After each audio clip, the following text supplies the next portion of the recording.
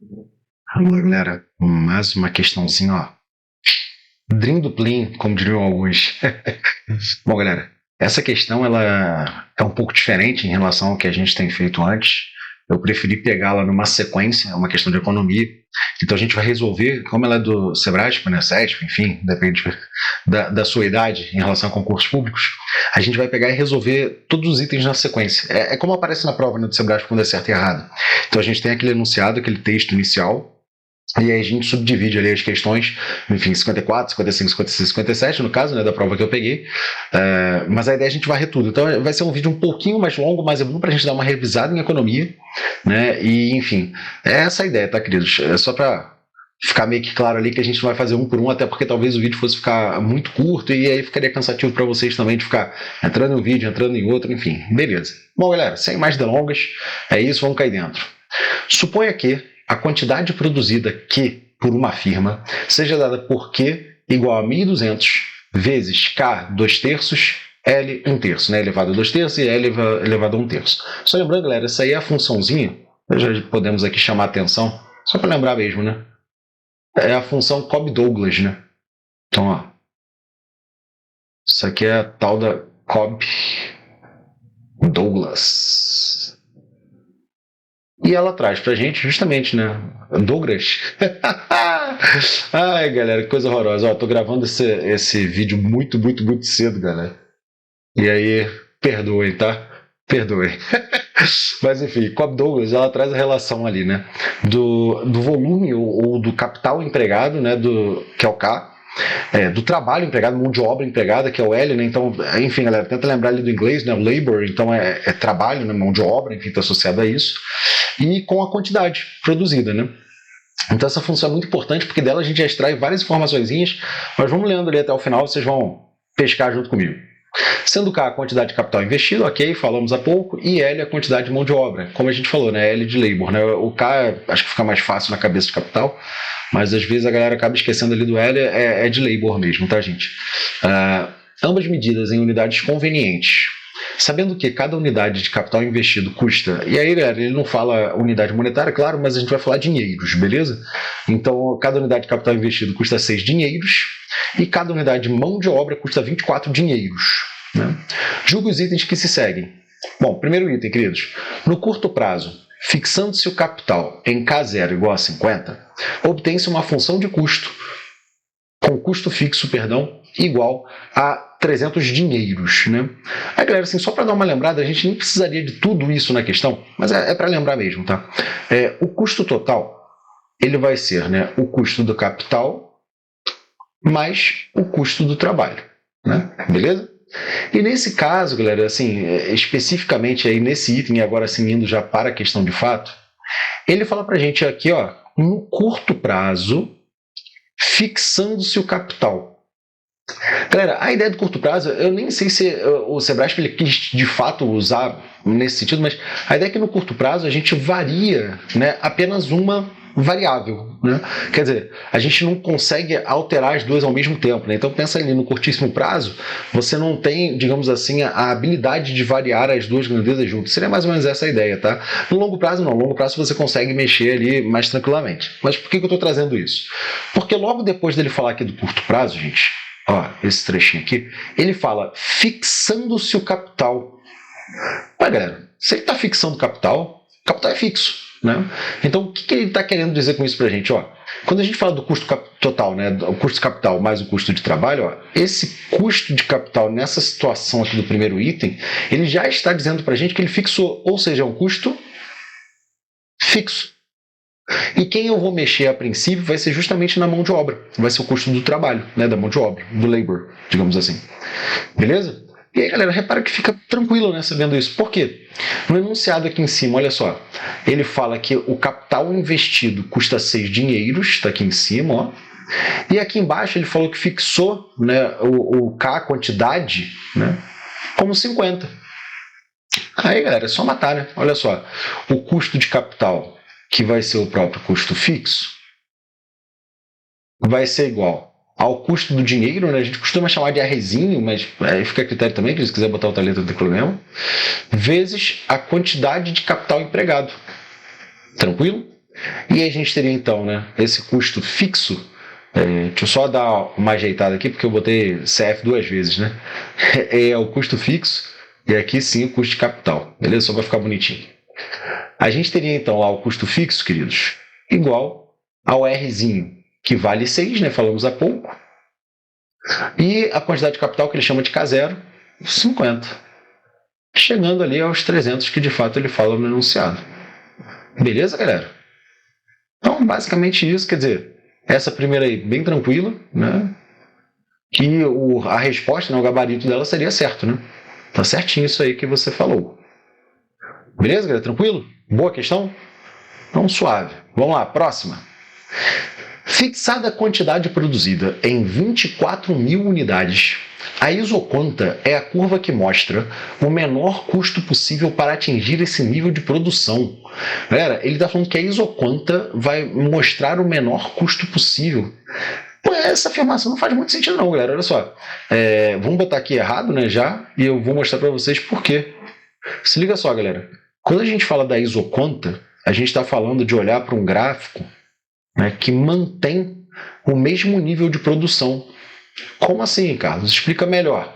Então, olha só, a gente tem aqui o gráfico, né, de capital por trabalho empregado, né, e a isoconta seria justamente aqui uma curvinha, né, mais ou menos assim, tá, gente? Que representa uma quantidade fixada. Né? E aí se a gente pegar outro, ó. Aliás, o nome já sugere, né? Isoconta, de igualdade de quantidade, né? Então, que seria o Q', por exemplo, né? E aqui, que duas linhas. Bom, enfim, gente, respeita aí o desenho que tá horrível, mas a ideia é essa. Então, olha só, se eu chegasse aqui e pegasse uma coordenada, né? Eu vou pegar uma quantidade de capital, perdão, aqui, né? Associada a essa quantidade de trabalho aqui, né? A gente teria a quantidade produzida aqui. Se eu pegasse esses valores diferentes, no caso, essa quantidade de capital com essa quantidade de trabalho, a gente também teria a mesma quantidade produzida aqui.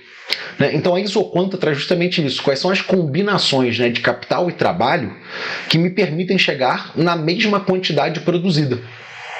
Beleza? Mas e aí, Carlos? Isso tem a ver com o que ele falou na questão, que ele fala lá que a isoconta mostra o menor custo possível. Galera, eu vou te falar, dá para você extrair, né? Mas não é isso que a isoconta faz.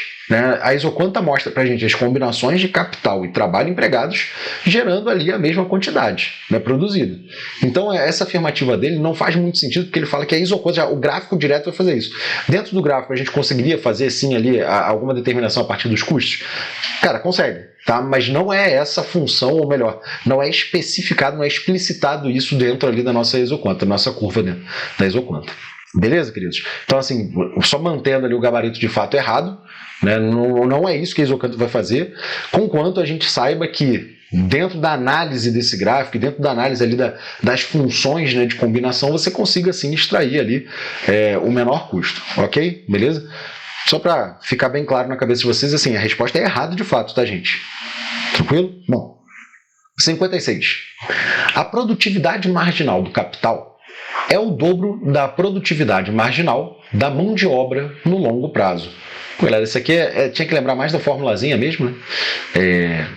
Separar aqui, tá, queridos? Traçar um. Só para não embolar muito uma resolução com a outra. Pronto. Então vamos nessa que é bom dessa. Ele fala que é o dobro. Pô, galera, tem que lembrar só da formulazinha, né?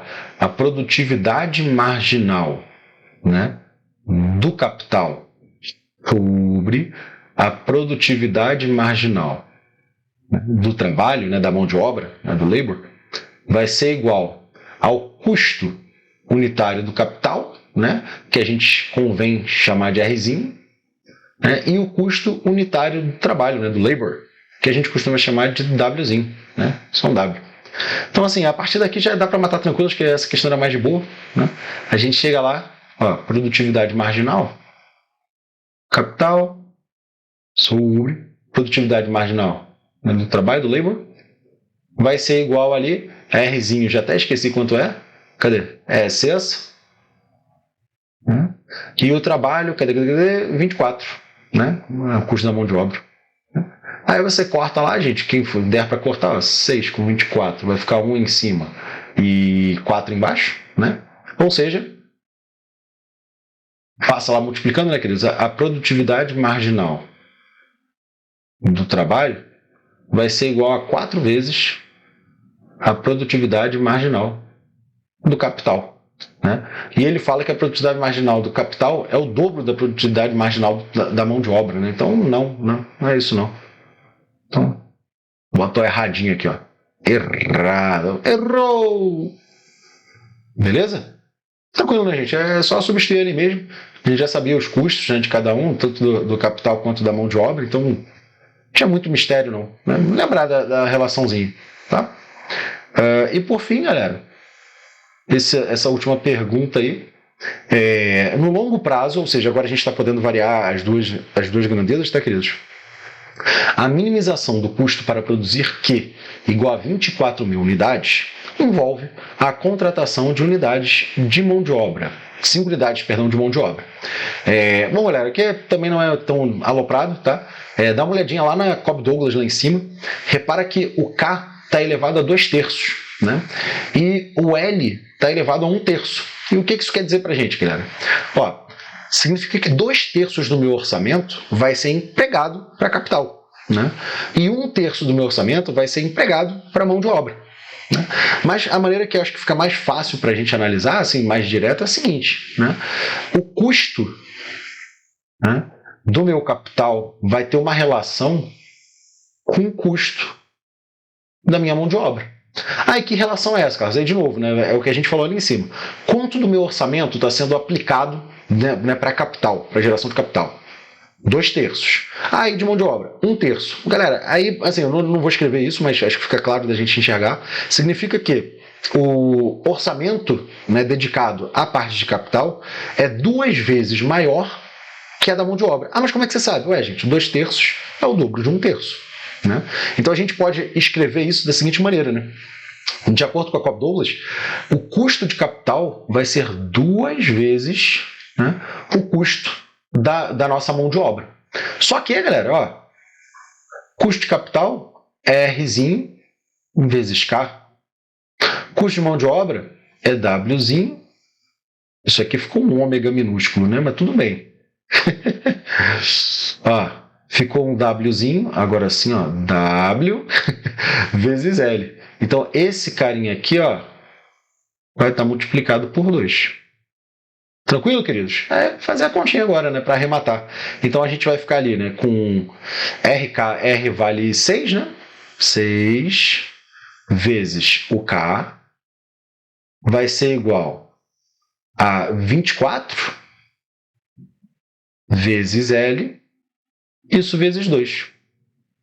Ou seja, a gente fica aqui, ó, gente, vou fazer os cortes, né? Vai ficar bonitinho.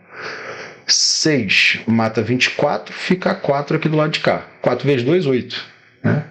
Então, a gente chega ali que a quantidade de capital vai ser 8 vezes a quantidade de trabalho, de mão de obra. Eu sempre falo trabalho, galera, enfim, mas é mão de obra, tá?